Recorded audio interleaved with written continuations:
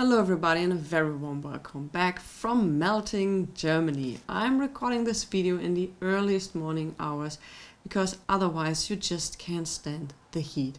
I'm not made for this kind of weather and I do hope the temperatures are going down over the weekend. But you're not watching this video because of the weather forecast. Let's talk about this album. I promised you a little video about the release I got from Deutsche Grammophon a couple of days ago. And I spent hours with these two concerts on this release, and all I can say is that they are stunningly beautiful, audio-wise, but also musical-wise. On the music point of view, well, these concerts have been originally released in 1972 on Deutsche Grammophon in a box set. You can still find this box set, so if you are going, or if you love classical music, I can only recommend that you get this release. If you don't want to spend, I think I paid 63 euros, you can also get it for 60 euros on shops like JPC or somewhere else, so it's then a little cheaper, but you can also get the original release from 1972, which the box set, a nice booklet. Usually these box sets are around 10 to 20 euro in near mint condition.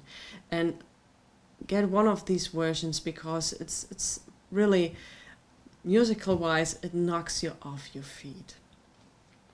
And this one also made me fall in love with Brahms all over again, because you have to consider something.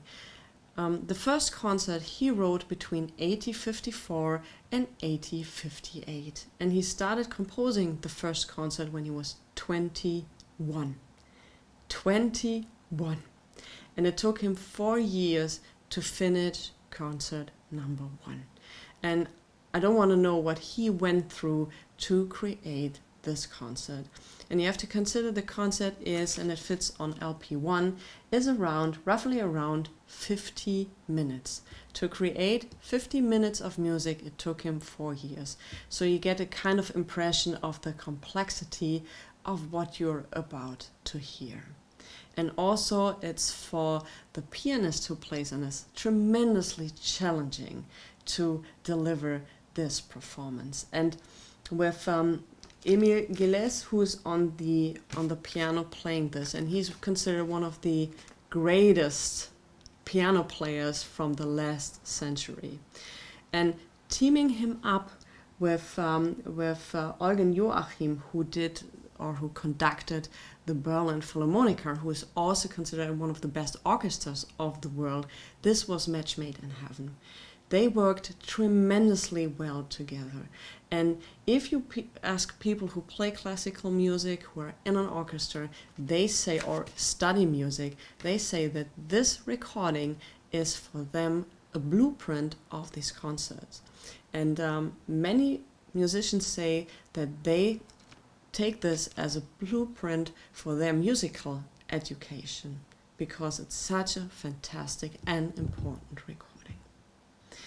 Concert number 2 was written between 1878 and 1881, 3 years.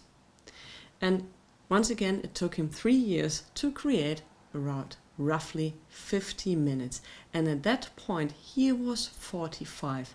So you get what I think is so tremendously fascinating about this concert. On the first LP, on the first concert, you get the young Brahms.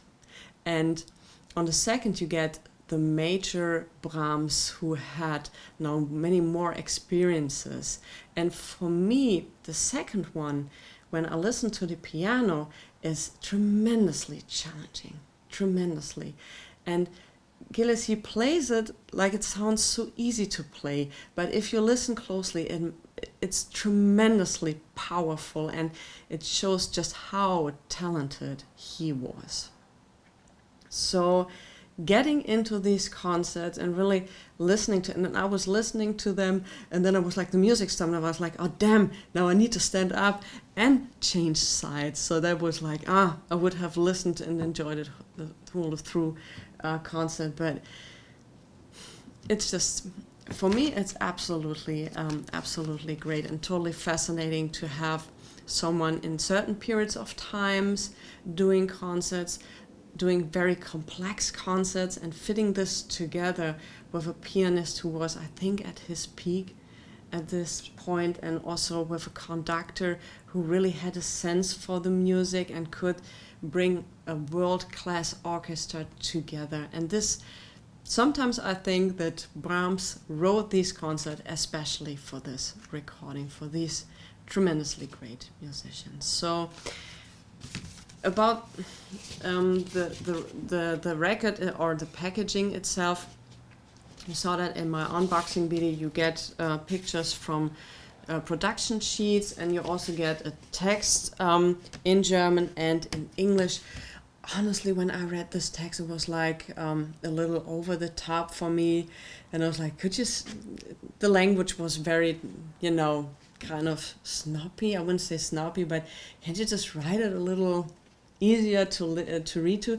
I don't know if this text was, and it was written by Ludwig Fincher.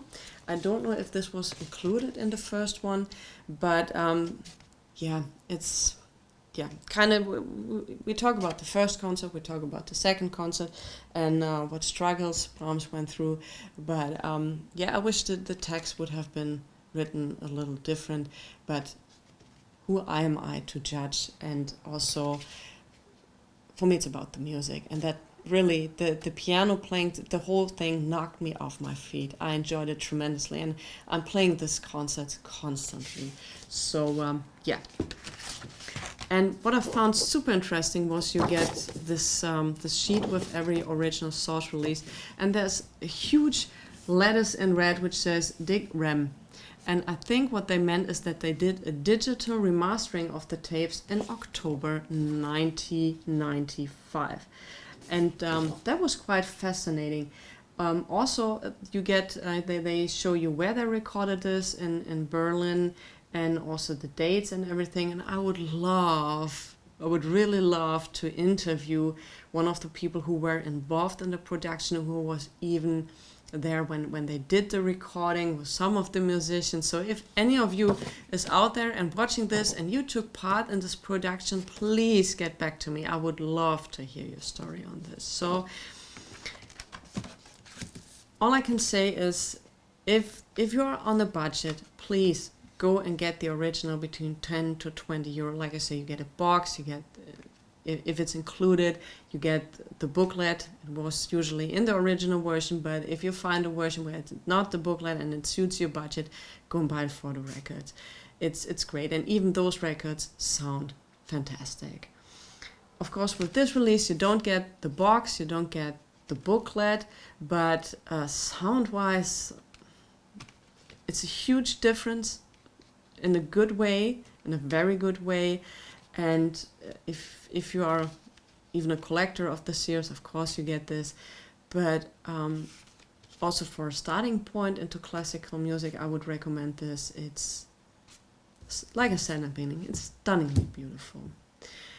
I wish I could play you some parts of this that you get an impression, but maybe you find this on Spotify or YouTube, where you can get an impression of Emil or of